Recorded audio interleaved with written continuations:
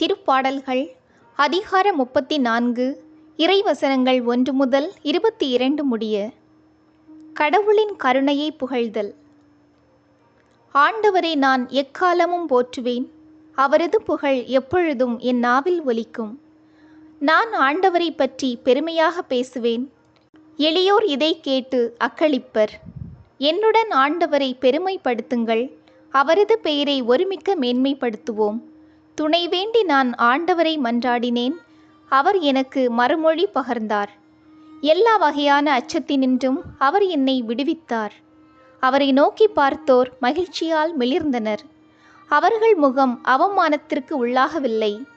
இந்த ஏழை கூவி அழைத்தான், ஆண்டவர் அவனுக்கு செவிசாய்த்தார். அவர் எல்லா நெருக்கடியினின்றும் அவனை விடுவித்து காத்தார். ஆண்டவருக்கு அஞ்சி வாழ்வோரை அவர்தம் தூதர் சூழ்ந்து நின்று காத்திடுவர். ஆண்டவர் எத்துணை இனியவர் என்று சுவைத்து பாருங்கள், அவரிடம் அடைக்கலம் புகுவோர் பேறு பெற்றோர்.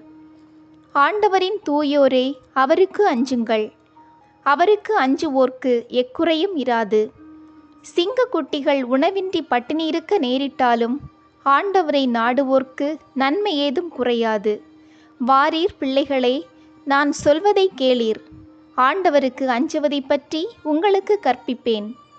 வாழ்க்கையில் இன்பம் காண விருப்பமா? வாழ்வின் வளத்தை தூய்க்குமாறு நெடுநாள் வாழ நாட்டமா? அப்படியெனில் தீச்சொல்லி நின்று உன் நாவை காத்திடு. வஞ்சக மொழியை உன் வாயை விட்டு விலக்கிடு.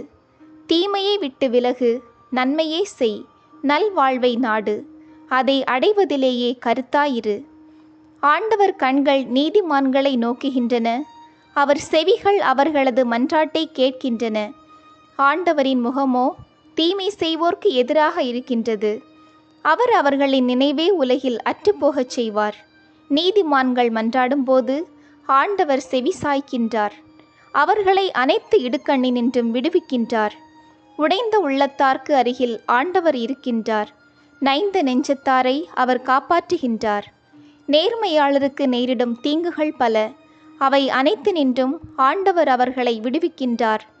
அவர்களின் எலும்புகளை எல்லாம் அவர் பாதுகாக்கின்றார். அவற்றுள் ஒன்றும் முறைபடாது. தீயோரை தீவினையே சாகடிக்கும், நேர்மையாளரை வெறுப்போர் தண்டனை பெறுவர். ஆண்டவர் தம் ஊழியரின் உயிரை மீட்கின்றார். அவரிடம் அடைக்கலம் புகும் எவரும் தண்டனை அடையார்.